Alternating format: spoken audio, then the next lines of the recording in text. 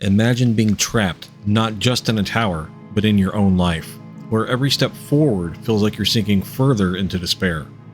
This is the tragic story of Marion Carruthers, a noblewoman whose spirit may still linger in Comlongon Castle to this day.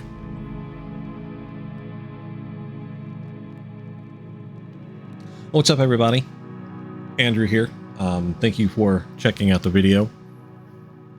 Today we're covering a viewer requested video, actually. I forget her name. I'm sure she'll comment below. Please do if you see this. But she suggested this. She gave me a brief backstory about it, and I went and looked it up, and I found the information on the Carruthers family website.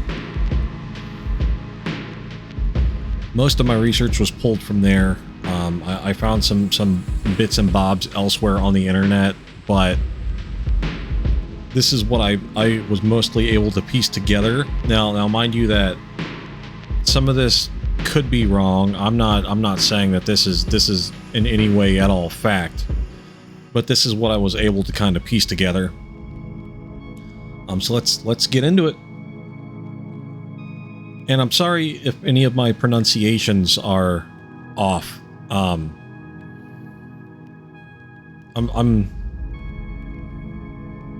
It's a whole thing. Maybe it's just because I'm American, you know, but I don't know. But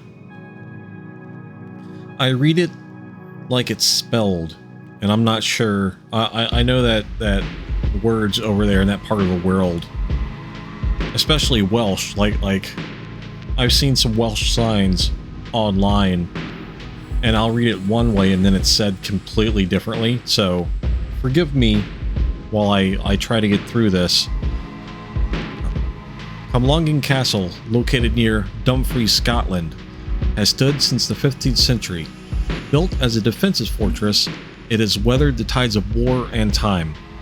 But its walls hold more than just a history of battle. It holds the sorrow of a woman named Marion Carruthers. Born into the noble Carruthers family, Marion was raised with the privileges and the pressures that came with her status. Her father, Sir John Carruthers, was a prominent landowner in Dumfriesshire, a region known for its sprawling estates and powerful families. From an early age, Marion would have been well aware of her family's influence and responsibilities that came with it. Marion's early life. Marion's early life was marked by the duties and expectations that came with being born into the Scottish nobility. As a young girl, she was likely educated in the arts of etiquette, household management, and the social graces necessary to maintain her family's position. However, even as a child, she may have understood that her future was not her own to decide. Her life would have been one of preparation for marriage, for maintaining alliances, and for fulfilling her role as a noblewoman in the 16th century Scotland. During this time, arranged marriages were common, especially among powerful families like the Carruthers. These unions were often less about love and more about securing land, wealth, and political power. From a young age, Marion would have known that her marriage would be a transaction between families, one that could shape the fortunes of her family for generations. Yet, for all the grandeur and expectations placed upon her, Marion was still a young woman with hopes, dreams, and emotions of her own. Though we may never know the full extent of Marion's inner world, it's clear that the future laid out for her was not one she desired. And as her arranged marriage drew closer, the weight of her family's expectations and the reality of her fate began to push her spirit. Her marriage was not one of love, but of duty, a political arrangement to strengthen her family ties. Marion, however, was deeply unhappy. The weight of her situation pushed her into a spiral of despair, and in a time when women had little control over their own fates, she sought a way out. Marion fled to Comlongon Castle, seeking sanctuary from a life that had been forced upon her. But even here, in the shadow of the castle stone walls, her sorrow only grew, unable to see a way out. Marion made a fateful decision. On a fateful day in 1570, Marion ascended the tower, her heart heavy with the weight of her despair. From the highest point of the castle, she gazed out over the Scottish landscape, and in her final act of desperation, she threw herself over. Her death was ruled a suicide, a tragedy that left a permanent mark on the Carruthers family, and on Comlongon Castle itself. But Marion Carruthers' story didn't end with her death. Over the centuries, her spirit is said to have lingered within the castle walls. Visitors and staff have reported seeing a figure in white wandering the corridors and grounds of Comlongon Castle. Some say her sorrow is so strong it continues to echo through time. That would be I believe this would be an example of a residual haunt, unless she is interacting with the people currently at the castle. The sounds of weeping have been heard late at night, and some claim that her presence can still be felt near the spot where she fell. Was her spirit doomed to remain, searching for peace in a place where her life ended? Or are these hauntings merely the echoes of a tragic past, forever tied to the fate of Marion Carruthers? Historical context for arranged marriages. Arranged marriages were common among the Scottish nobility during the 16th century. For families like the Carruthers, marriage was less about romance and more about securing alliances, wealth, land, military support, and others, and the young men and women involved had little to say in the matter. For women like Marion, their lives were often dictated by the ambitions of their fathers or older male relatives. While some noble women have accepted their roles, others, like Marion, struggled to find a way to reconcile their personal desires with the responsibilities imposed upon them. Comlongon Castle stands as a reminder of Scotland's rich and storied past, but for some, it's not just a relic of history. It's a place haunted by the sorrow of young women whose only escape was death. If you visit, you may just feel Marion's presence watching from the shadows, a ghost bound by the tragedy of her life. Now, I want to get in here a little further. I omitted some stuff. I have a theory that, well, it's not just my theory. It's a pretty common theory that instead of her jumping off, she was pushed by an agent of her husband. This comes from here, actually. Live screen capture. Here we go. Okay.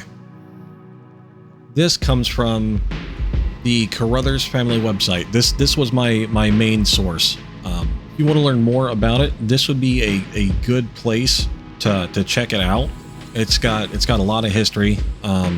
Talks about her father and all of that kind of stuff going on to it. In the same year, Simon had his lands erected in the Free Barony of Malswold by the Crown. Concluded that the parts of the older Carruthers barony with various additional lands. The date of the instrument was Sassine, 12th January 1514. Simon died at June 12th, 1548, probably in a border raid into the debatable lands by the Thebes of the March, Lord Herries.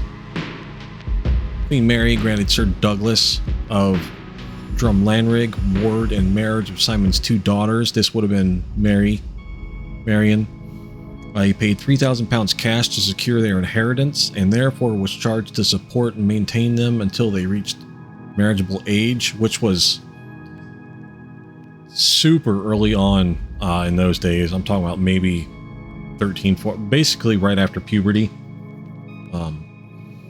But it goes on to talk about, her protesting it, and it goes on into great detail about it. So if you want to learn more about it, I suggest highly come check the website out. It's a fascinating story for sure.